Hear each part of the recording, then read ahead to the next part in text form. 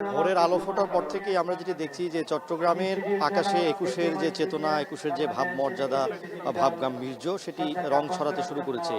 এবং সকাল থেকে চট্টগ্রামবাসী আজকে যেই শহীদ মিনারে শ্রদ্ধা জানাচ্ছেন শহীদদের প্রতি, সেটি একটি ভিন্ন রকম শহীদ মিনার, নব রূপ পাওয়া একটি শহীদ মিনার। এবং সেই শহীদ মিনারটি এই বছর আবার 4 বছর পরে এটির সংস্কার কাজের পর উন্মুক্ত করে দেওয়া হয়েছে। এবং এই চট্টগ্রামের এই শহীদ মিনারটি মূলত 1962 সালে নির্মাণ করা হয়েছিল, যেটি নতুন রূপ পেয়েছিল 1974 সালে। তারপর গত 4 বছর আগে 2021 সালে এই শহীদ মিনারটির কমপ্লেক্স ভবনের জন্য এটির কাজ করার জন্য এটিকে কিন্তু সাময়িকভাবে বন্ধ ঘোষণা করা হয়েছিল। এবং একটি বিকল্প শহীদ মিনারে এতদিন শ্রদ্ধা দিয়ে আসছিলেন নগরবাসী। তবে দীর্ঘ 4 বছর পর আবারও নগরবাসীর মধ্যে নতুন আমেজ, নতুন উদ্দীপনা 21কে ঘিরে, এবং মাথা নত না করার যে চেতনা, ভাষাকে নিয়ে গর্ব করার যে চেতনা, সেই চেতনা নতুন একটি উচ্চতা পেয়েছে। এবং আমরা দেখছি এখন সর্বমহলের বিভিন্ন শ্রেণী পেশার এবং নানা বয়সী মানুষের পদচারণায় মুখর হয়ে আছে চট্টগ্রামের এই নতুন রূপ পাওয়া শহীদ মিনার।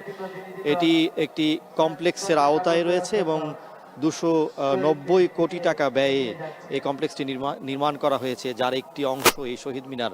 এবং একটি পুরো চত্বর আসলে তৈরি করা হয়েছে, একটি ভিন্ন রূপ, ভিন্ন আঙ্গিক। এবং অনেকেই আসছেন, দেখে মুগ্ধ হচ্ছেন শহীদদের প্রতি।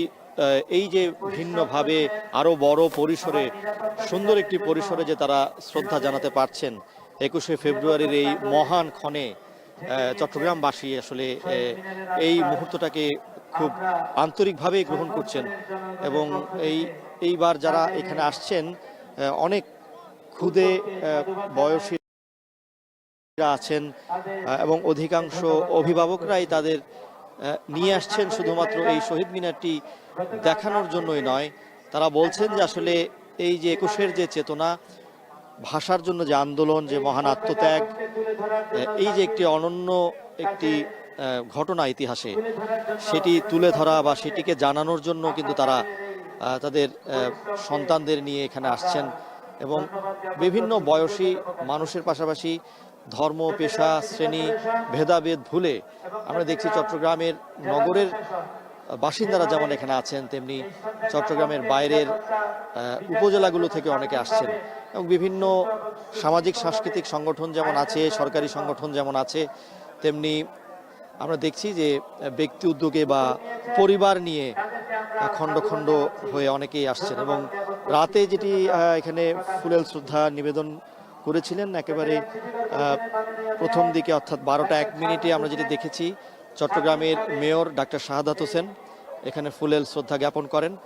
এরপর চট্টগ্রামের বিভাগীয় কমিশনার, জেলা প্রশাসক বা যারা ঊর্ধ্বতন কর্মকর্তা আছেন তারা এখানে এসেছেন, ফুলেল শ্রদ্ধা দিয়েছেন। এবং রাত 2টো পর্যন্ত আমরা দেখেছি এখানে প্রচুর মানুষের ভিড় ছিল। এবং ইতিমধ্যেই যে শহীদ বেদি বা শহীদ মিনারের যে সামনের ভাগ, সেটির একটি অংশ কিন্তু ফুলেল শ্রদ্ধায় ভরে গেছে। এবং নানা আকারের ফুল, শ্রদ্ধার যে বেদি, সেটিকে কিন্তু রঙিন করে তুলেছে।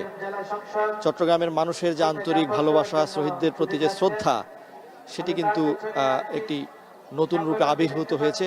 পুরো দৃশ্যপটটাই আসলে একটা অনন্য উচ্চতা পেয়েছে, অনন্য ভাব গাম্ভীর্য পেয়েছে।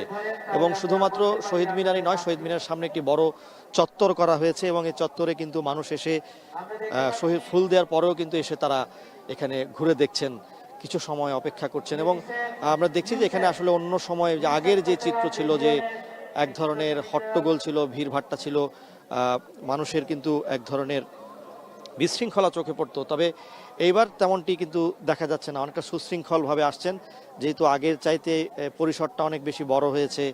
এবং এখানে যে জায়গাটি ছিল, যেই স্থান ছিল, সেটির পরিসরও কিন্তু বেড়েছে।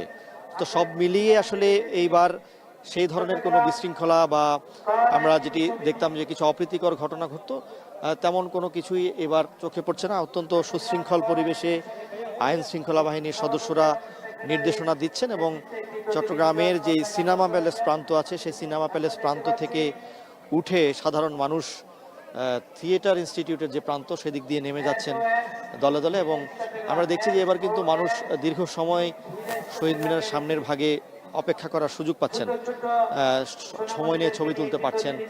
এক্ষেত্রে তাদের কোনো বেগ পেতে হচ্ছে না এবং অনেকটা শান্ত ধীর স্থির পরিবেশে এবার একটি ভাবগম্ভীর পরিবেশে কিন্তু এই ফুলের শ্রদ্ধা জানানোর যে আনুষ্ঠানিকতা সেটি হচ্ছে। এবং আমরা যেটি জানি যে আসলে এই চট্টগ্রাম বীর চট্টলা শুধুমাত্র মুক্তিযুদ্ধেই নয়, ভাষা আন্দোলনে একটি উল্লেখযোগ্য ভূমিকা রেখেছিল এবং 1947 সাল থেকে এই চট্টগ্রাম ভাষার প্রশ্নে কিন্তু কোনো আপোষ করেনি। চট্টগ্রামের আপামর জনসাধারণ যেমন এই ভাষা আন্দোলনে ছিলেন, তেমনি রাজনীতিবিদ, বুদ্ধিজীবী, সাংবাদিক, কবি কিংবা যারা গীতিকার ছিলেন তারাও কিন্তু বড় অবদান রেখেছিলেন এই ভাষা আন্দোলনে। আমরা জানি যে ভাষা আন্দোলনকে নিয়ে যে বিখ্যাত কবিতা কাঁদতে আসেনি ফাঁসির দাবি নিয়ে এসেছি, কবি মাহবুবুল আলম চৌধুরীর যে কবিতা সেটি কিন্তু চট্টগ্রামের একটি প্রেস থেকে প্রকাশিত হয়েছিল এবং তখন কিন্তু ইঞ্জিনিয়ার আব্দুল খালেক, যিনি চট্টগ্রামের দৈনিক আজাদির যিনি প্রতিষ্ঠাতা, তার এই ছাপাখানায় কিন্তু এই কবিতাটি অত্যন্ত ঝুঁকি নিয়ে তৎকালীন শাসকদের রক্তচক্ষু উপেক্ষা করে কিন্তু এই কবিতাটি তখন ছাপানো হয়েছিল। এবং এই কবিতাটি কিন্তু আজও আমাদের হৃদয়ে একটি বিদ্রোহের দোলা দেয়, বিপ্লবের দোলা দেয় এবং বাঙালি হিসেবে বা বাংলা ভাষাভাষী হিসেবে মাথা উঁচু করে দাঁড়ানোর যে চেতনা, যে প্রেরণা, সেটিকে কিন্তু অনেক বেশি শানিত করে। এবং আমরা জানি যে শুধুমাত্র এই কবিতাটা এই নয়, আমরা চট্টগ্রামের নারীর নেতৃত্বকেও দেখেছি ভাষা আন্দোলনের প্রশ্নে অনেক অগ্রণী ভূমিকা রেখেছেন।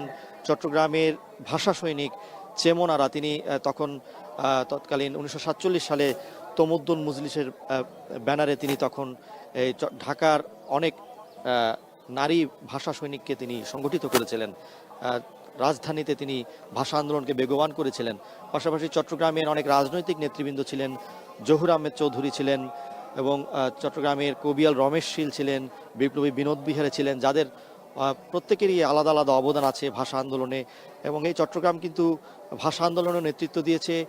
সারা দেশের যে ভাষা আন্দোলন সেটিকে কিন্তু অনন্য মাত্রা দিয়েছিল, অনন্য উচ্চতা দিয়েছিল চট্টগ্রাম। এবং আমরা সেই চট্টগ্রামবাসীর যেই ভাষার প্রতি ভালোবাসা বা ভাষার প্রতি আবেগ সেটি কিন্তু এখনও দেখতে পাচ্ছি। এবং যারা এখানে আসছেন তারা এই ভাষার জন্য যারা জীবন দিয়েছিলেন, চট্টগ্রামের যারা ভাষায় অগ্রণী ভূমিকা রেখেছিলেন ভাষা আন্দোলনে, তাদের স্মরণ করছেন এবং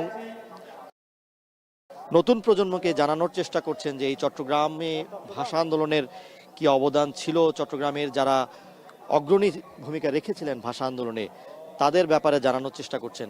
এবং এই চট্টগ্রাম বীর চট্টলা হওয়ার পেছনে ভাষা আন্দোলনে যে একটি ভূমিকা রেখেছিল সেটিও কিন্তু এখানে প্রতীয়মান হচ্ছে।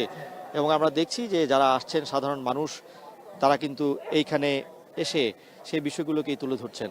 এবং আমরা আজকে এখানে এসে আরও একটি বিষয় দেখছি যে শুধুমাত্র ভাষা শহীদদেরকে শ্রদ্ধা জানানোই নয়, এক ধরনের মানুষ কিন্তু এখানে আজকে বিনোদনও খুঁজে নিচ্ছেন। কারণ শহীদ মিনারের সামনের যেই চত্বরটা আছে সেটি অত্যন্ত প্রশস্ত একটি চত্বর এবং সেই চত্বরটিতে দেখা যাচ্ছে যারা এইখানে আসছেন তারা কিন্তু পরিবার পরিজন নিয়ে সামনের চত্বর অবস্থান করছেন।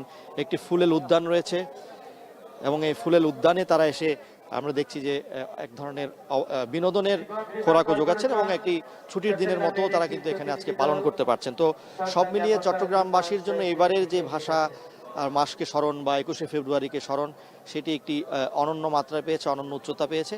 এবং সেই উচ্চতা বা সেই আনন্দ বা সেই ভাব গাম্ভীর্যের সাথে চট্টগ্রামবাসী আজ একাত্ম হয়ে গেছে। আমরা চলে যাচ্ছি কুমিল্লায়, সেখানে আমাদের সহকর্মী মাসুদ আলম